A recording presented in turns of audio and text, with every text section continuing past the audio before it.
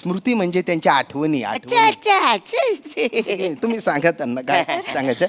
तर मित्रांनो, आता मी तुम्हाला काही माहिती देतो, ती तुम्ही टिपून घ्या. बाय द वे, तुम्ही मिस प्रिया. अच्छा, तुम्ही काय करता? मी PhD करते. वा वा. तर आता मी जी माहिती सांगेल ना, ती तुम्हाला खूप उपयोगी पडेल. आणि मित्रा, तू? मी कुमार मंदार. कुमार मंदार. मी पण PhD करतो. खरंच PhD करता तुम्ही?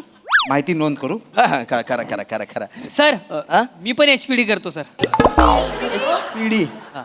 दादा, हा तुमच्या ग्रुप मधला आहे ना, त्याला तुमच्या ग्रुप मध्ये ठेवा.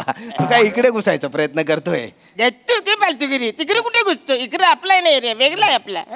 तर आता आहे ना, मी तुम्हाला जी काही माहिती सांगतो ती तुम्ही नीट टिपून घ्या. तर आता हे बघा, जर आपण साहित्याचा विचार केला की रावराणे सरांची साहित्य निर्मिती कुठून झाली, तर खऱ्या अर्थाने ती या खुर्चीतून झाली. या खुर्चीत बसून त्यांनी त्यांचं अर्धाधिक साहित्य लिहिलेलं आहे. ही खुर्ची आहे. नाही सॉरी, नाही, हात नका लावू, please, please. जयले तुमचं म्हणजे दत्तू पण इकडे या. इकडे. हेच ती खुर्ची. ये. या खुर्चीवरती लावराने उभं राहून बल्ब लावायचं. पर्यंत पंख पण इकडूनच पुसायचा. नाही. पूर्ण एपिसोड पाहण्यासाठी आताच डाउनलोड करा अल्ट्रा झकास मराठी OTT ऍप.